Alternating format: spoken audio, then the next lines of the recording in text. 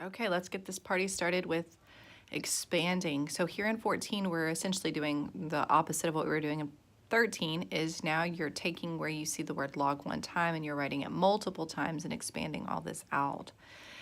So again, you remember that we talked about when we're doing these expanding and condensing or these properties, you're really thinking about behind the scenes, your exponent rules. And so first off, I see that I have division. So that automatically tells me I'm going to have some minuses.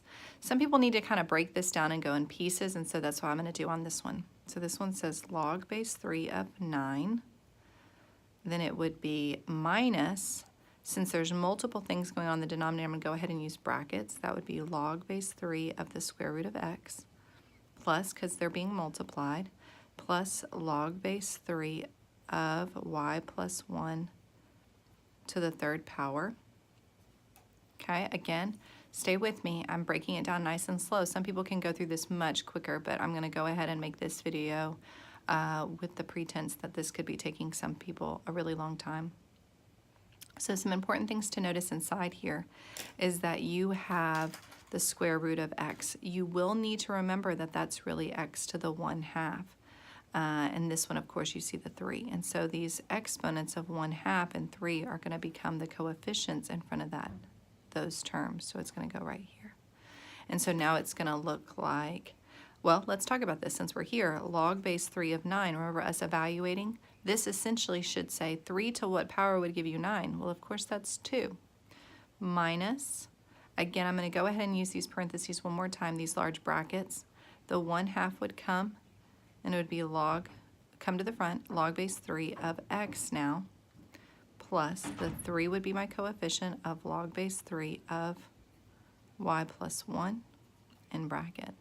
So now all that's left is that we're going to distribute this negative to these two terms inside here. So now it's going to read 2 minus 1/2. Remember I talked about the division means subtraction? Log base 3 of x. This negative also gets distributed, and a negative times a positive be a negative 3. Log base 3 of y plus 1. If you watched the previous video, I did emphasize that denominator, my minus tells me it's going to be in the denominator. So hope this helps. Let's look at B real quick and do this one. This one is a little tricky also because notice it's y minus 1 over 3 all raised to the second power. So I like to think about it as natural log of y minus 1 to the second power over 3 to the second power. It just helps my brain process that 2 is the expanded power rule and it goes to both of those terms. And so here you can definitely think of this as now natural log of y minus 1 squared over 9. I shouldn't have wrote that. Natural log. So now we can actually start the expanded process. This 2 is going to be the exponent. And so you would write the 2 natural log y minus 1 minus natural log of 9. And so some people might even say, well, what if we would have kept it where it had the exponent of 2? What would that have looked at like? And so that one would have been natural log, 2 natural log y minus 1 minus 2 natural log of 3.